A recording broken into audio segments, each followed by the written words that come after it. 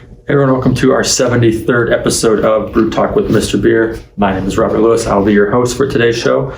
We appreciate you guys taking the time to tune in and watch us today. If you want to reference our notes for today's show or any of our previous shows, you can find those on our blog page, mrbeer.com/blog. We post the videos on there and all of the written notes to go along with those videos. So if you don't want to hear us talk and you want to read it, you can check it out there. So let's jump into today's topic. It's kind of a topic that is oftenly debated amongst brewers. I recently saw it in our Facebook group as people debating whether or not it works. Basically, the topic is, once you put a beer in the fridge, can you take it out and let it condition off any off flavors that you may have? So there's not a definite yes or no answer with this question. It kind of depends on some factors. I mean, it most certainly can work. I've had it work when I brewed here. I know we've done it here before. Basically, the simple statement is that you put your beers in the fridge. You let them cool down for a couple of days. You try one and realize that there's some off flavors, some twang in there, or something that's not right. So when you let them, warm back up and condition at room temp, it should clean off some of those off flavors if you got some healthy yeast that can keep growing. So the idea is, once you take them out, that they warm back up, the yeast wakes back up, and then it's good to go. But there are some constraints that can affect this. So there's a lot of external factors such as time in the fridge and the overall health of your yeast.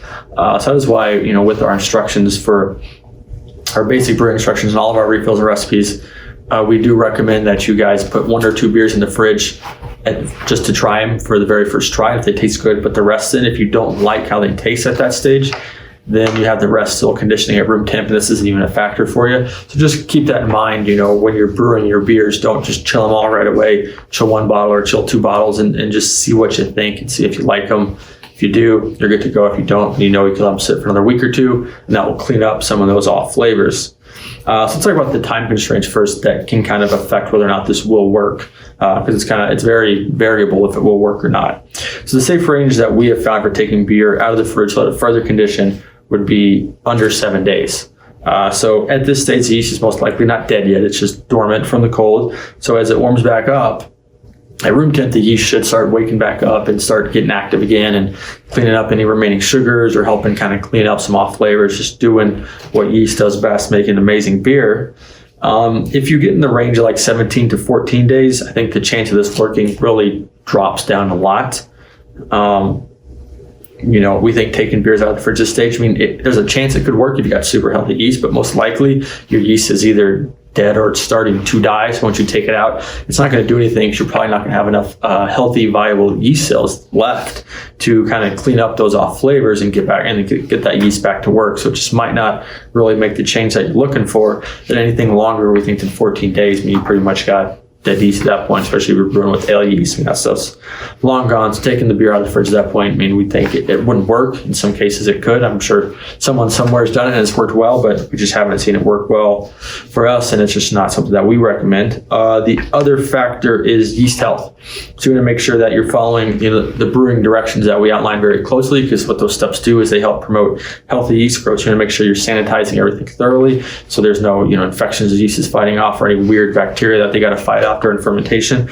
Make sure you're adding cold water to your LBK after you dump your wort in, because this will help, or before you dump your wort in and after you dump your wort in, because this will help chill it for pitching temperatures you want that to be, and it could range too hot and it will kill your yeast. And then you also want to make sure that you're aerating your wort extremely well before you pitch your yeast, because that helps promote extremely healthy yeast growth. All of these do. If you want to learn more about healthy yeast growth and the things to do and all kinds of stuff, our last advanced education video that we did with Ashley did it. Has a ton of information about yeast. It's a long watch. If you want to read it, the notes are on our blog page, but it's a great video full of great information.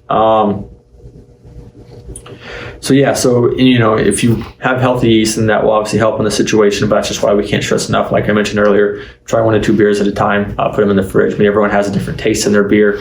I like IPAs, I like bitter beers, a lot of the hop aroma up front, that dissipates over time. So I'm not a huge fan of conditioned beers and sitting for a while. So everything that I drink, even stouts, I drink really young because they have different flavors. I'm not a huge fan of the malty beers.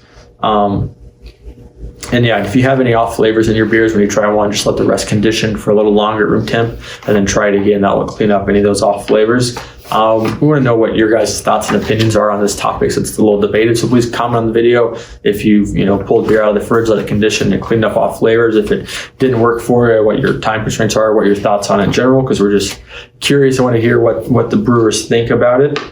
But yeah, that's going to wrap it up. If you enjoyed this video, please make sure to at least like the video. We really appreciate that. We get a lot of views, not a lot of likes. So come on, just click the little button. Just click it. That's all you got to do, and it'll work for you. Obviously, commenting on the video and sharing the video is great, where you can share it on social media. We really appreciate that.